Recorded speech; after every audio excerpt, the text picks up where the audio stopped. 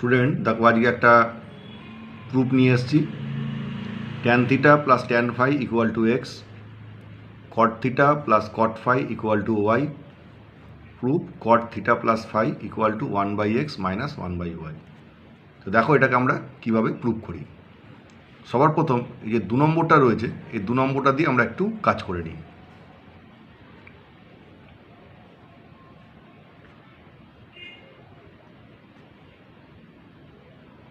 Equal to y, ঠিক আছে।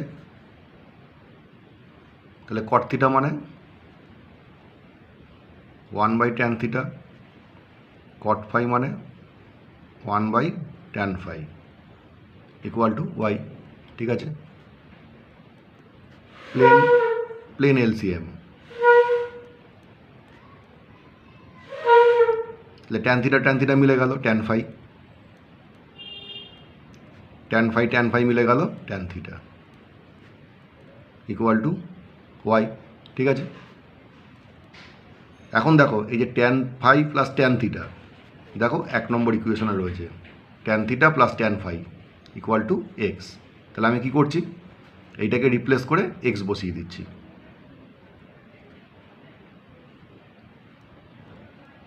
Tan theta tan phi equal to y, okay. তাহলে tan theta tan phi equal to কত? Equal to x/y। এটা হলো আমার 3 নম্বর ইকুয়েশন, ওকে। এইবারে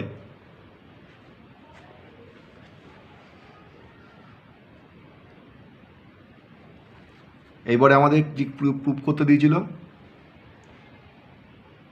কট theta plus phi equal to 1/x minus 1/y, ঠিক আছে। তো আমরা লেফট হ্যান্ড সাইডটা লিখে নিই। লেফট হ্যান্ড সাইড কি আছে, কট থিটা প্লাস ফাই, ওকে। আচ্ছা, কট থিটা প্লাস ফাই মানে 1/tan থিটা প্লাস ফাই, ঠিক আছে। এখন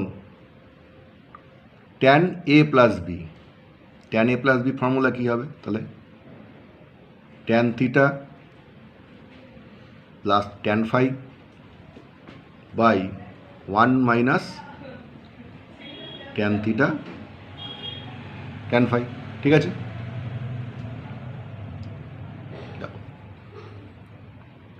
পরের লাইনে কী হলো, এটা উল্টে ওপরে উঠে গেল।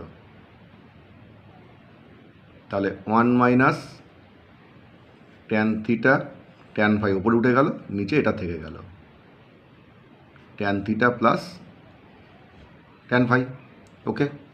আচ্ছা, এইবার দেখো tan theta dot tan phi, এ দেখো 3 নম্বর ইকুয়েশন কী পাওয়া গেছে, x/y।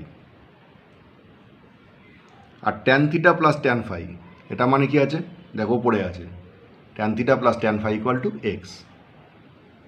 তাহলে এক্স বসিয়ে দিলাম।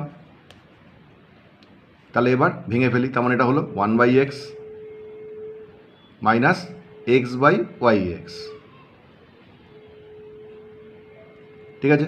দেখো এক্স এক্স কেটে গেল, তাহলে কি থাকলো 1/x মাইনাস 1/y। এটা হচ্ছে আমার রাইট হ্যান্ড সাইড, আমার প্রুফ হয়ে গেল।